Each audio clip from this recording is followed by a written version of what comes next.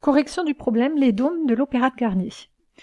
Alors, on nous disait que cet opéra est un des édifices les plus emblématiques de la ville de Paris et qu'il comprend 3 dômes composés de plaques de cuivre. Donc c'est un opéra qui a des plaques de cuivre.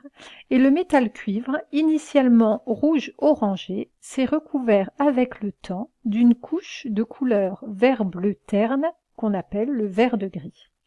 Alors on avait pas mal de renseignements, on nous donnait la surface du grand dôme, la surface de chacun des petits dômes, en sachant qu'il y en avait 2, et puis ensuite on nous parlait de protection d'un objet en cuivre par le vert de gris. Le vert de gris, dont on nous donnait sa formule, est un produit de la corrosion du cuivre qui se forme sur les objets en cuivre, donc ici sur les dômes, ou sur les bronzes placés à l'extérieur. Cette couche de gris, une fois formée en surface, constitue une protection en empêchant le contact entre l'extérieur et le cuivre. Donc on a une petite couche ici qui va se former. On suppose que l'épaisseur de verre de gris est d'environ 100 nanomètres. Donc on connaît cette épaisseur. On nous donnait également les équations de formation du verre de gris. Donc elles se font parce que, première étape, le Cu réagit avec le dioxygène qui forme du CuO, et le CuO, lui, réagit avec le CO2 et le H2O, qui nous forment donc le verre de gris. On nous donnait des masses molaires atomiques des atomes, la masse volumique du cuivre et la masse volumique du verre de gris. On avait un schéma, ce qui nous permettait donc d'avoir les dimensions des dômes, puisqu'on avait une échelle. Première question, écrire le bilan global de la formation du verre de gris. Alors, là, j'ai repris les éléments. Donc, les éléments importants, c'est la surface du grand dôme, des 2 petits dômes, l'épaisseur, et puis les 2 équations. Et on nous disait que le bilan global de formation du verre de gris correspond à la somme des équations 1 et 2. Donc, en première question, on va tout simplement faire un trait et puis écrire la somme des 2 équations-là. Donc, quand on écrit la somme, 2Cu plus O2 plus 2CuO plus CO2 plus H2O, et de l'autre côté, 2CuO que j'ai noté ici, plus le vert de gris. Alors, je constate que les 2 CuO vont simplifier. Donc, notre équation finale, elle est là, donc sans les 2 éléments-là. Ensuite, en deuxième question, qu'est-ce qu'on nous disait? À l'aide des documents et de vos connaissances, identifiez la provenance des différents réactifs du bilan global de la formation du vert de gris. Donc, on vient de donner l'équation. Donc, les réactifs, c'est ce qui est par là. Donc, le Cu provient des dômes, le dioxygène et le CO2 proviennent de l'air, et l'H2O, ça provient de l'humidité également qu'il y a dans l'air. Donc les Cu des dômes, et puis les 3 éléments-là proviennent de l'air. En question suivante, on nous disait « Indiquer en justifiant à quel type de réaction chimique appartient le processus correspondant à l'équation 1 et la nature de la réaction subie par le cuivre. » Donc la réaction 1, elle était ici. On nous disait cette réaction-là, une première étape au cours de laquelle le cuivre cède des électrons au dioxygène. Donc s'il cède des électrons, c'est que ça va être une réaction d'oxydoréduction. Donc du cuivre, il va céder des électrons, donc on va obtenir Cu qui nous donne en général Cu2+, plus 2 électrons, c'est une oxydation.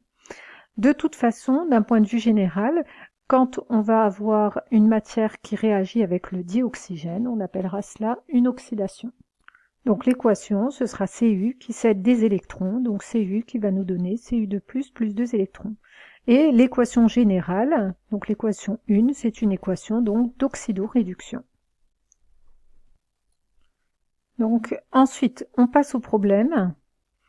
Estimer la différence de masse de la couverture des 3 dômes de l'Opéra Garnier suite à la corrosion du cuivre. Donc on veut estimer la différence de masse, c'est-à-dire combien est-ce qu'il a perdu en masse suite à la corrosion du cuivre. Donc on va avoir du cuivre qui va réagir et donc qui va disparaître. Donc on avait des questions préliminaires, sans doute qu'on va devoir les réutiliser. Dans les questions préliminaires, on avait cette équation-là qui est importante, où on voit que le cuivre, il réagit donc avec O2, CO2 et H2O pour former du vert de gris. Qu'est-ce qu'on connaît, nous, dans notre énoncé, et qu'est-ce qu'on cherche? On cherche quelle est la différence de masse perdue en cuivre. Donc l'élément qu'on va chercher, ce qu'on va se poser comme question, c'est quelle est la quantité de cuivre qui va réagir au niveau de cette équation. Et tout le cuivre qui va réagir, justement, il va réagir pour nous former quoi? Pour nous former du verre de cuivre, du verre de gris. Donc, si on connaît la quantité de verre de gris qu'on a fabriqué, donc comme on le fait habituellement pour ce type de problème, avec l'équation, on va remonter, si je connais les éléments sur ça, on va remonter et on obtiendra les éléments ici. Donc, en observant cette équation, qu'est-ce que je constate? Donc, on va noter déjà problème. Je constate que, en regardant les nombres stoichiométriques de l'équation, c'est que 2 moles de Cu vont former 1 mole de verre de gris. Donc je peux écrire que la quantité de matière de Cu divisée par 2, elle est égale à quoi? Elle est égale à la quantité de matière du verre de gris, je vais juste le noter comme ça, divisé par 1. Donc, résumons. Nous, ce qu'on cherche, c'est la masse de Cu. C'est ce que je cherche. Pour avoir la masse de Cu, si je connais, c'était donné dans l'énoncé, la masse molaire, j'ai besoin de connaître la quantité de matière de Cu. D'après la formule, N égale à petit m sur grand M. Maintenant, comment je vais faire pour avoir le NCU? D'après ce qu'on vient de voir ici, je vois que pour avoir le NCU, j'ai besoin de connaître le N du verre de gris. Est-ce qu'on me donnait directement dans l'énoncé le N du verre de gris? Non, on ne me donne pas directement le N du verre de gris. Par contre, pour avoir le N, en général, pour avoir une quantité de matière, ici, qu'est-ce que je peux faire? Je peux essayer de retrouver, donc je n'ai pas beaucoup de choix, les formules qui font introduire la quantité de matière, c'est soit celle-ci, N égale à M sur M, soit C égale à N sur V. Bon, ici, on n'est pas du tout dans une dissolution ou autre, donc ce ne sera pas cette formule, ce sera celle-là.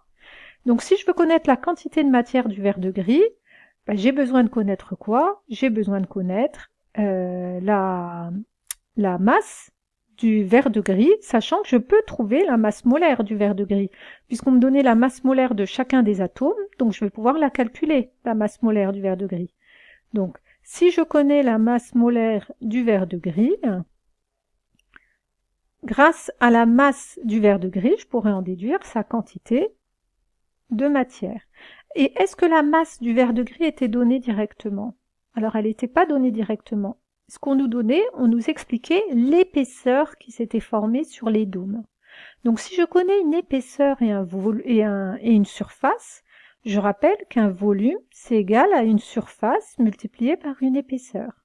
Donc pour avoir la masse, je vais la trouver à partir de quoi? Cette masse du verre de gris, je vais la trouver à partir du volume de verre de gris avec la formule ρ est égal à m sur v.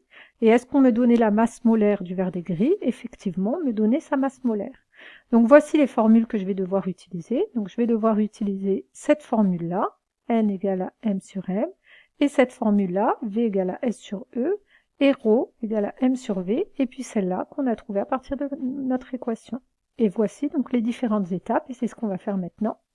Donc il va falloir qu'on commence par là pour revenir jusque là-bas.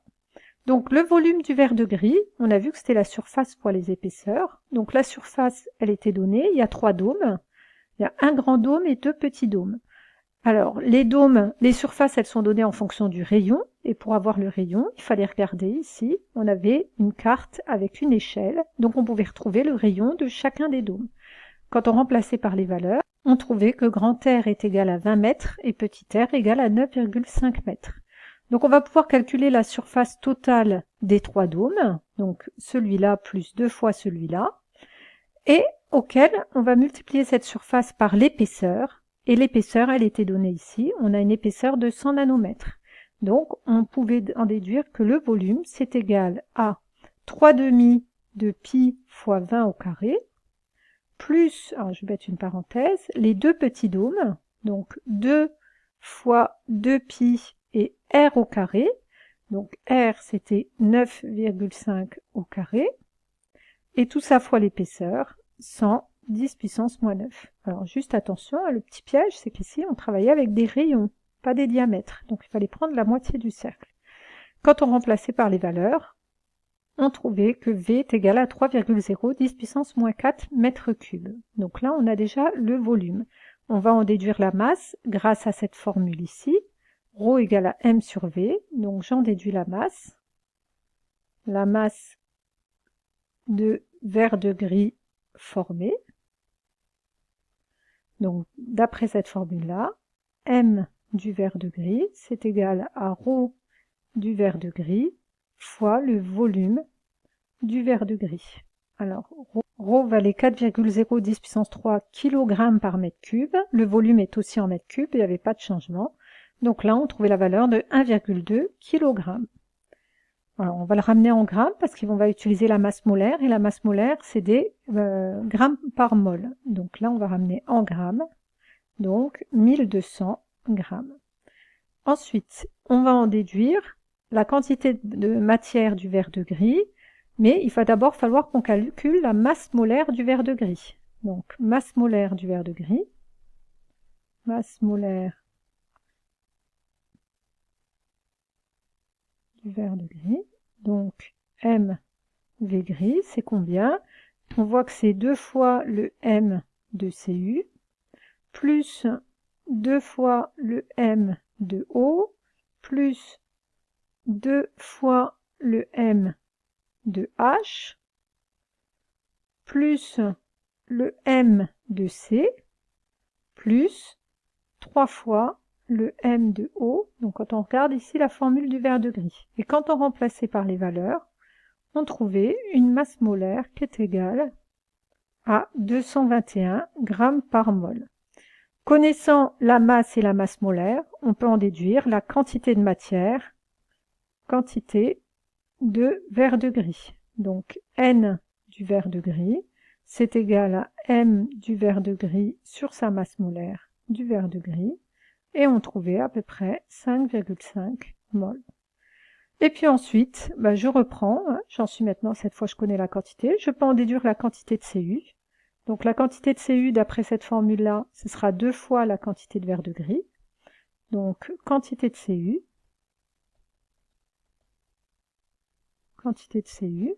N de Cu, c'est 2 fois N du verre de gris. Donc on trouvait 11 mol. Et connaissant maintenant la quantité de matière de Cu, je vais pouvoir en déduire la masse de Cu. Donc on connaissait sa masse molaire, à Cu, on trouvait 698,5 grammes. Donc qu'est-ce qu'on constate? On constate qu'on a 698,5 grammes de Cu qui ont réagi pour former une certaine masse de verre de gris, et la masse de verre de gris qui s'est formée, c'est 1200 grammes. Dans l'énoncé, on demandait la différence. Quelle est la différence de masse au niveau des dômes? Ça veut dire qu'on est passé de 698,5 grammes à 1200 grammes. Donc on fait la soustraction. Donc la différence de masse.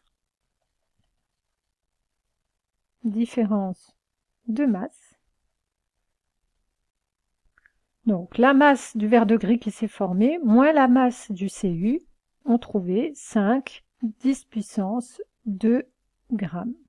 Donc voilà, c'est un problème classique. Pour terminer, je rappelle qu'il faut avoir une copie bien présentée. Donc ce qu'on va faire, c'est qu'on va bien présenter notre copie. On va souligner les résultats, par exemple.